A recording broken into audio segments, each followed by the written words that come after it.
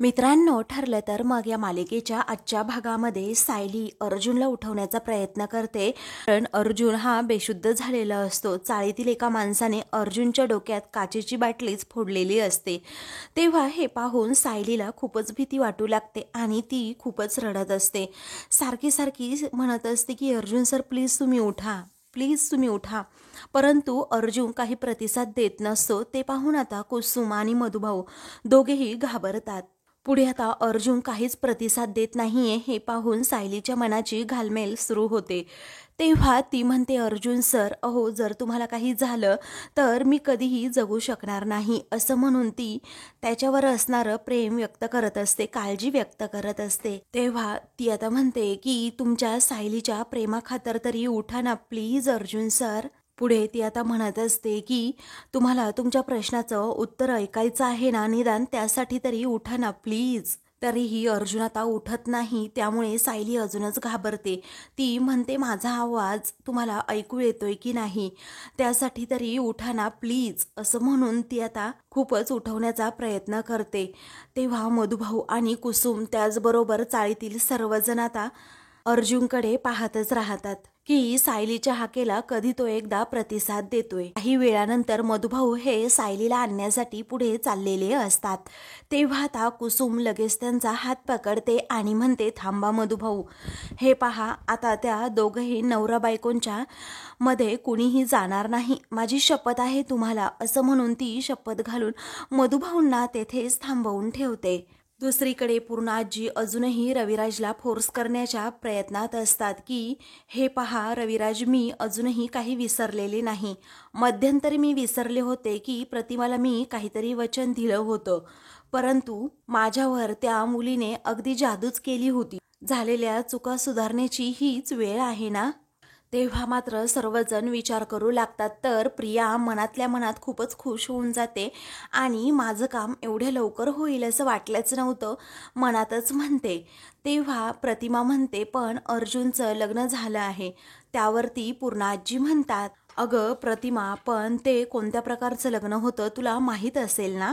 त्यावेळी त्या कॉन्ट्रॅक्ट मॅरेजबद्दल आपण बोलायलाच नको, त्या विषयापर्यंत आपण जायलाच नको, असं रविराज रागातच म्हणतो. कारण अर्जुनने जे काही त्याचे रंग दाखवले आहेत ना, त्याच्यापासून माझी मुलगी दूर राहिलेलीच बरी. कारण मला तुम्हा सर्वांबद्दल खूप आदर आहे. म्हणूनच मी तुमची माफी मागतो आणि सांगतो की या लग्नाला मी कधीही मान्यता देणारच नाही. रविराजचा हा निर्णय ऐकून पूर्ण आजी, प्रताप आणि कल्पना हे तिघेही थक्क होतात. तर प्रियाचे डोळेच गरगर फिरू लागतात. कारण तिला असं वाटत असतं की सर्वजण अगदी हसतमुखाने माझ्या निर्णयाचं स्वागतच करतील, परंतु आता चक्क रविराजनेच तो निर्णय नामंजूर केल्यामुळे आता प्रिया खूपच घाबरते आणि तिचं टेन्शन वाढतं. तर आता प्रिया आणि अस्मिता एकमेकींकडे पाहतच राहतात. दुसरीकडे अर्जुन अजूनही शुद्धीवर आलेला नसतो.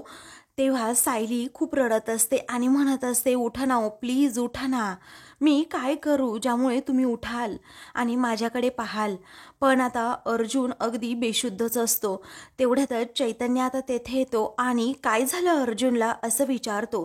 तोही अर्जुनची ही झालेली अवस्था पाहून खूप घाबरलेला असतो. त्यानंतर ती आता म्हणते की अहो तुम्ही उठत का नाही आहात, तुम्ही माझी चेष्टा करताय का. अहो प्लीज अशी चेष्टा करू नका ना, उठा ना, असं म्हणून सायली सारखी सारखी फोर्स करते. मधुभाऊ आणि कुसुम त्याचबरोबर चैतन्य हे तिघेही सायली अर्जुनकडे पाहतच राहतात. बिचाऱ्या कुसुमला सायलीबद्दल खूप वाईट वाटत असतं, त्यामुळे ती खूप रडते.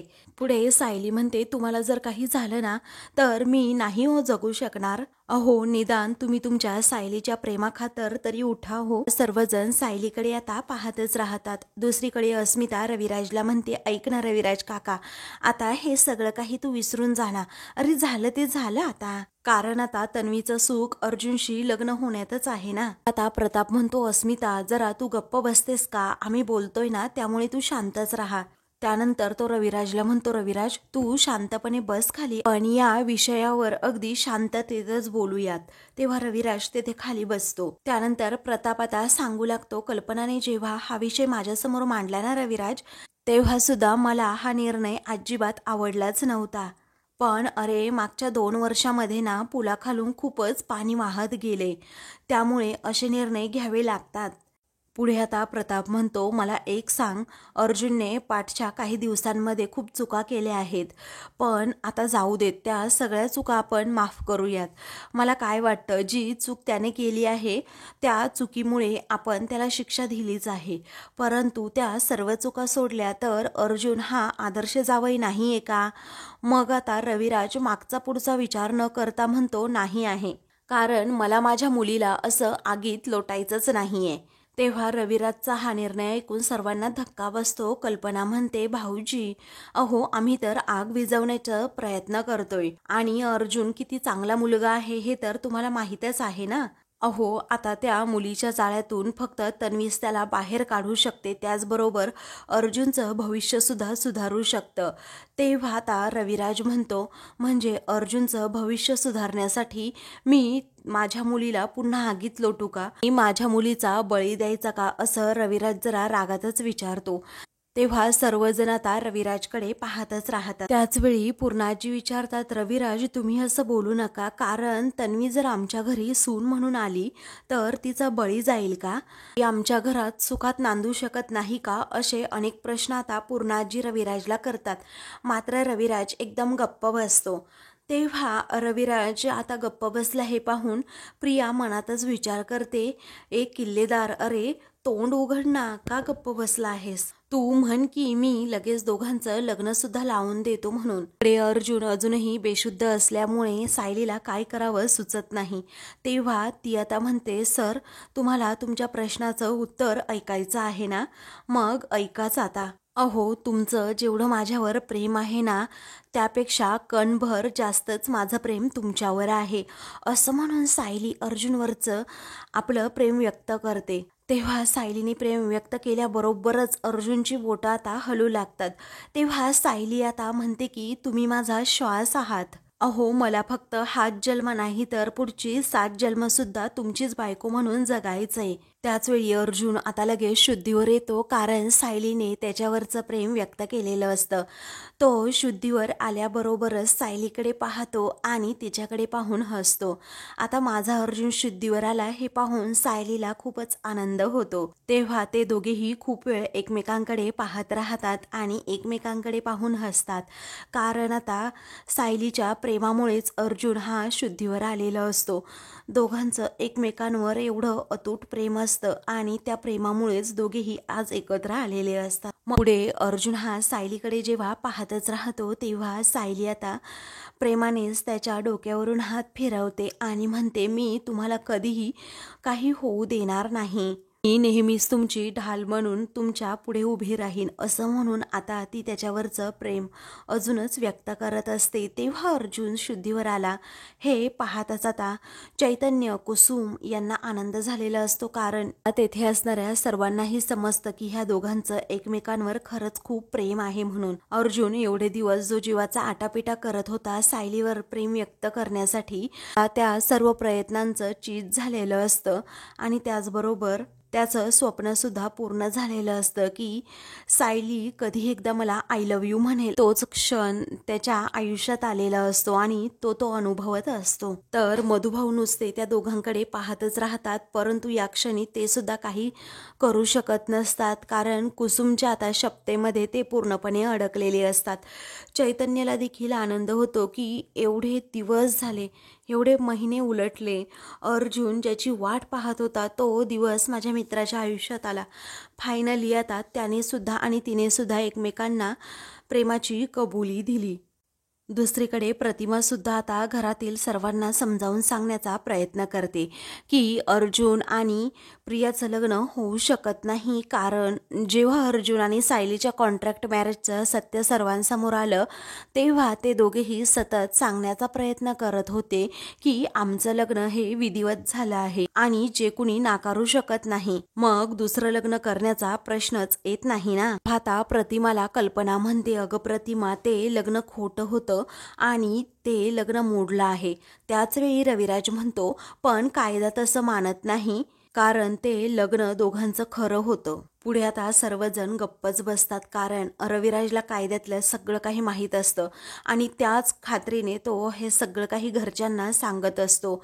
मग पुढे आता अस्मिता विचारते, रविराज काका, जर अर्जुन आणि सायलीचा खराखुरा डिवोर्स झाला तर मग या बंधनातून तो मुक्त होईल ना, आणि तन्वीचं व अर्जुनचं लग्न होऊ शकेल ना? तेव्हा रविराज म्हणतो, मी असं म्हटलोच नाहीये. तेव्हा आता अस्मिता गप्प बसते. सर्वजण रविराजकडे पाहतच राहतात, कारण घरच्यांनी एवढा फोर्स करून देखील रविराज आता नाहीच म्हणत असतो. ते पाहून सर्वांचे चेहरे अगदी उदास होऊन जातात. तर प्रिया ही खूप भडकलेली असते. त्याच वेळी आता पुढे प्रतिमा म्हणते, आणि मी कित्येकदा पाहिलंय, मला तरी अर्जुन आणि सायलीच्या नजरेत एकमेकांबद्दल फक्त प्रेमच दिसते. तेव्हा सर्वजण प्रतिमाकडे आता आश्चर्यानेच पाहू लागतात. पुढे आता प्रतिमा म्हणते, तुला सांगू का ग पूर्णाई, जेव्हा सायली माझ्याबरोबर अर्जुनविषयी बोलायची ना, तेव्हा ती एवढं भरभरून त्याच्याविषयी बोलायची, एवढं छान बोलायची की तिच्या चेहऱ्यावरचं तेज वेगळंच काहीतरी सांगून जायचं. तिचा चेहरा अगदी फुलून यायचा. तेव्हा प्रतिमाचं हे बोलणं आता विमललाही पटतं आणि ती गालातच हसते. हे प्रतिमा सर्वांना सायलीची बाजू समजावून सांगत असते. मला असं वाटतंय, कॉन्ट्रॅक्ट मॅरेजच्या बाबतीत मुलांची चुकत झाली आणि ती मला मान्य सुद्धा आहे. पण जर ते दोघेही खरंच एकमेकांवर प्रेम करत असतील तर आपण त्या प्रेमाच्या आड तरी कसं येऊ शकतो? त्याच वेळी आता सर्वजण विचार करू लागतात. मात्र प्रियाला आता खूप राग आलेला असतो. ती मनातल्या मनात आता प्रतिमाविषयीच रागात बोलत असते, विचार करत असते की बोल, तू मध्ये काही पण बोल. अगं तू अर्ध्या मेंदूची आहेस ना, तशीच राहा. अगं तू माझी आई नाहीसेच, मला माहीत आहे, परंतु माझ्याबद्दल एवढा विचार तरी घाणेरडा करू नकोस. इकडे अर्जुनला सायली कसं बसा आता उठवते, तर अर्जुन हा तिच्याकडे पाहतच राहतो. मग आता तो तिच्याकडे पाहून गालातच हसतो. तेव्हा सायलीला सुद्धा आनंद होतो की मी प्रेम व्यक्त केलं आणि अर्जुन लगेच शुद्धीवर आला. सर्वजण आता त्या दोघांकडे पाहतच राहतात. त्यानंतर अर्जुनला झालेली जखम पाहून सायलीच्या काळजाचे ठोकेच चुकत असतात. तेव्हा ती आपल्या ओढणीने ती जखम स्वच्छ करते. त्याच्या तोंडातून जे रक्त येत असतं ते व्यवस्थित पुसते आणि रडतच विचारत असते की तुम्ही एवढं सहन का केलं? तुमच्या या सासऱ्यांचा मान राखायचा म्हणून, की बायकोच्या कपाळावर तिचा नवरा गुंडा आहे हा बट्टा लागायला नको म्हणून? तेव्हा अर्जुन हा रडतच तिच्याकडे पाहत असतो की सायली सुद्धा माझ्यावर किती प्रेम करतीये. मग तो काहीही बोलत नाही, एकदम शांत असतो. तेव्हा सायली आता रडतच म्हणते, अहो पण जर तुम्हाला काही झालं असतं तर इकडे माझा जीव गेला असता, त्याचं काय? अहो मी कशी जगणार होते तुमच्याशिवाय, कारण आपण दोघे ना एक आहोत. आपल्या दोघांचं एकच मन आणि एकच आत्मा. तेव्हा अर्जुन आता तिच्याकडे पाहून गालात हसतो आणि म्हणतो, तुम्ही आधी जे म्हणाला होतात ते पुन्हा एकदा म्हणा ना प्लीज. तेव्हा सायली आता म्हणते, माझं तुमच्यावर मनापासून खूप खूप आणि खूप प्रेम आहे. आता जे शब्द ऐकण्यासाठी सायलीच्या तोंडून अर्जुन अगदी आतुर असतो, तेव्हा ते शब्द त्याच्या पुन्हा कानी पडतात आणि तो खूपच खुश होतो आणि आपल्या सायलीकडे खूपच प्रेमाने पाहतो. आता दोघांच्याही डोळ्यात आनंदाश्रू असतात. एवढे दिवस एकमेकांविषयीचं लपून ठेवलेलं प्रेम दोघांच्याही बाजूने आता आपापल्या परीने व्यक्त केलेलं असतं. त्यामुळे ते दोघेही खूपच खुश असतात. जगाची पर्वा न करता आणि मधुभाऊंची सुद्धा आता पर्वा न करता सायलीने आपलं प्रेम अर्जुनविषयीचं व्यक्त केलेलं असतं. त्याचवेळी मात्र आता मधुभाऊ नुसते अर्जुन सायलीकडे एकदम रागातच पाहत राहतात, पण ते काहीच करू शकत नसतात. चैतन्य आणि कुसुम या दोघांनाही खूपच आनंद झालेला असतो आणि ते दोघेही अर्जुन सायलीकडे पाहत राहतात. अर्जुन आणि सायलीला खुश पाहून या दोघांच्याही डोळ्यात आनंदाश्रू येतात. त्यानंतर आता सायली म्हणते, मला माझं अख्खं आयुष्य तुमच्याबरोबर काढायचंय, अगदी शेवटच्या श्वासापर्यंत. मग अर्जुन तिच्या ओठांवर हात ठेवतो आणि म्हणतो, असं बोलू नका प्लीज. मग आता ती त्याच्याकडे पाहतच राहते. दोघेही एकमेकांमध्ये अगदी रंगून गेलेले असतात आणि एकमेकांवरचं प्रेम पुन्हा पुन्हा व्यक्त करत असतात. त्याचवेळी अर्जुन म्हणतो, Mrs Sayali, I love you, असं म्हणून तो तिलासुद्धा आय लव्ह यू म्हणायला सांगतो. त्याचवेळी आता Sayali I love you too असं म्हणते आणि खूपच गोड लाजत पटकन अर्जुनच्या मिठीत शिरते. दोघांचं ते प्रेम पाहून आता इकडे सर्वजण मात्र हसू लागतात. तर मधुभाऊ आता रागातच सायली अर्जुनकडे पाहत असतात. कारण सायलीने मधुभाऊने घातलेली सर्व वचन वगैरे तोडत अर्जुनवरचं प्रेम व्यक्त केलेलं असतं. त्यामुळेच मधुभाऊ आता खूपच चिडलेले असतात. आता पूर्ण जगाचा विचार न करता सायलीने आपलं प्रेम व्यक्त तर केलेलं असतं, पण ती आता अर्जुनकडे सतत पाहत असते.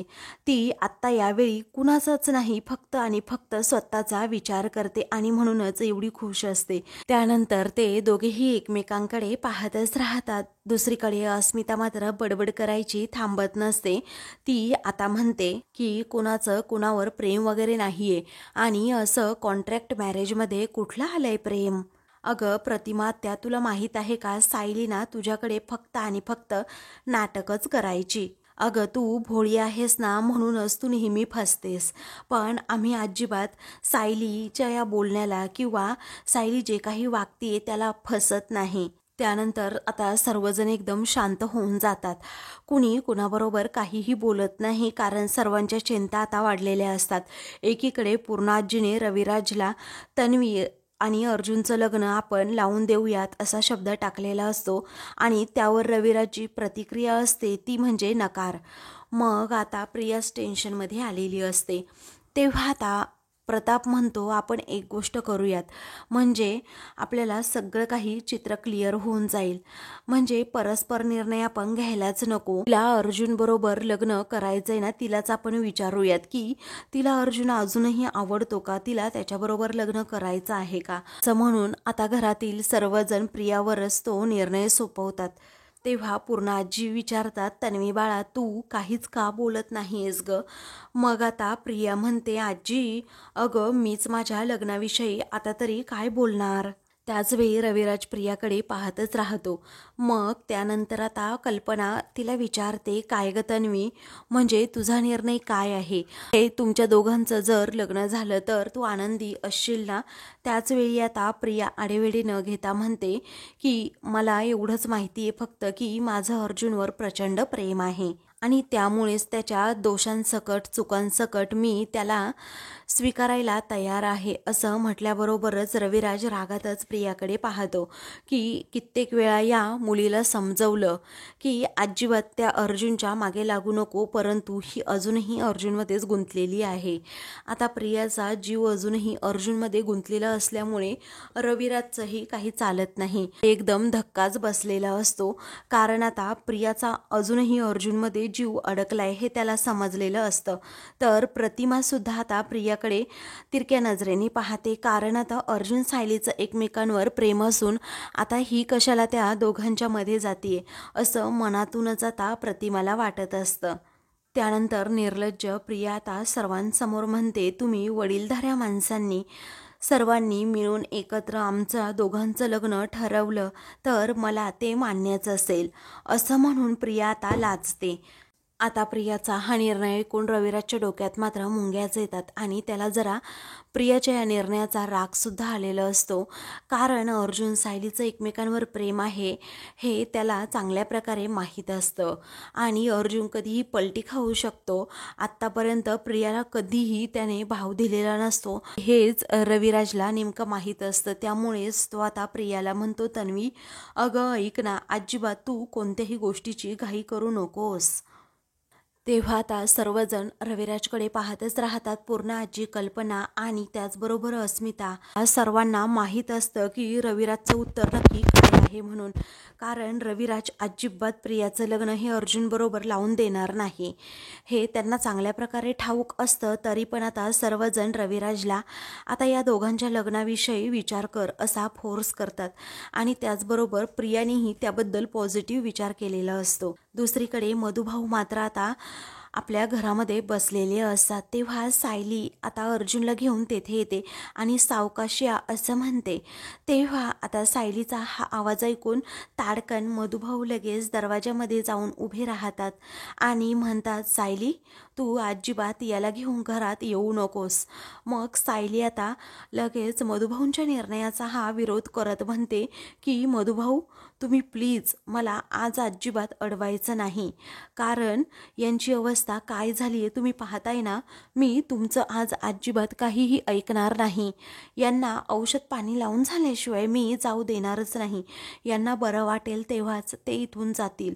असं म्हणून सायली आता मधुभाऊंच्या निर्णयाचा धिक्कार करत अर्जुनवरचं प्रेम व्यक्त करत ती त्यांना अगदी गप्पच बसवते.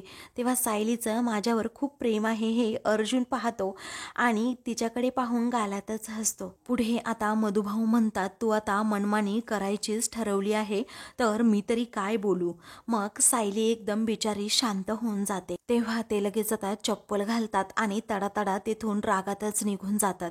सायली एक चक्कर सुद्धा शब्द काही मधुभाऊंना बोलत नाही.